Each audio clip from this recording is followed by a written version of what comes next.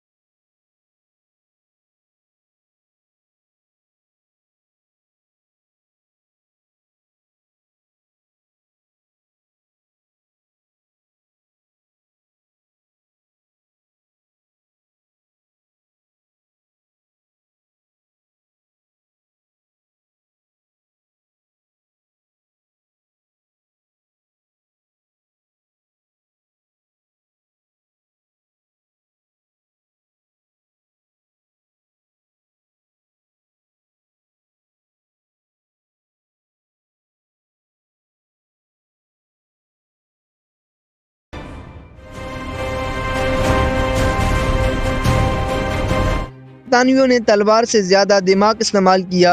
उन्होंने देखा कि मकामी रियासतें आपस में लड़ रही हैं और उन्होंने यही मौका इस्तेमाल किया, एक को दूसरे के खिलाफ खड़ा किया, फिर खुद बीच में आकर ताकत हासिल की।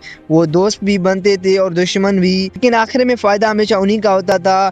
यही थी उनकी सबसे ख़तरनाक हिकमत अमली, डिवाइन एंड रूल, यानी तकसीम करो और हुकूमत करो।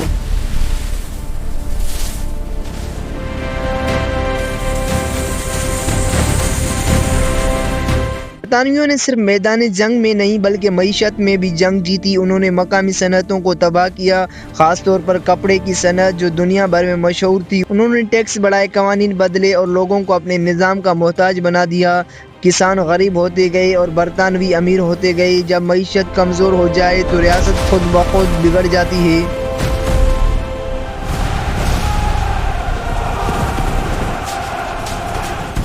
1757 जंग प्लासी, ये वो लम्हा था जिसने तारीख बदल दी।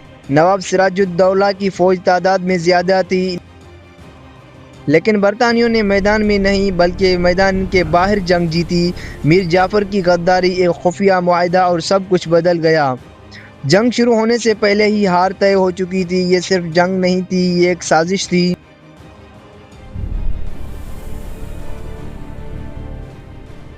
प्लासी के बाद बरतानवी रुकने वाले नहीं थे। उन्होंने एक के बाद एक रियासत को अपने कंट्रोल में लेना शुरू कर दिया, कभी जंग के ज़रिए, कभी मुआहदों के ज़रिए और कभी धोखे से।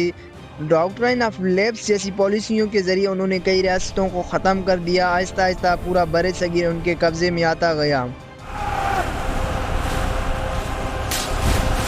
फिर आता है 1857 का दौर। एक चिंगारी भड़की, फौजी, अवाम और हुक्मरान सब इकट्ठे हो गए। ये बगावत थी, आज़ादी की पहली कोशिश। शुरू में कामयाबी मिली, लेकिन इत्तेहाद की कमी फिर सामने आ गई। बरतानवी मुनज़्ज़म थे और उन्होंने उस बगावत को सख्ती से कुचल दिया। ये आखिरी मौका था जो ज़ाया हो गया।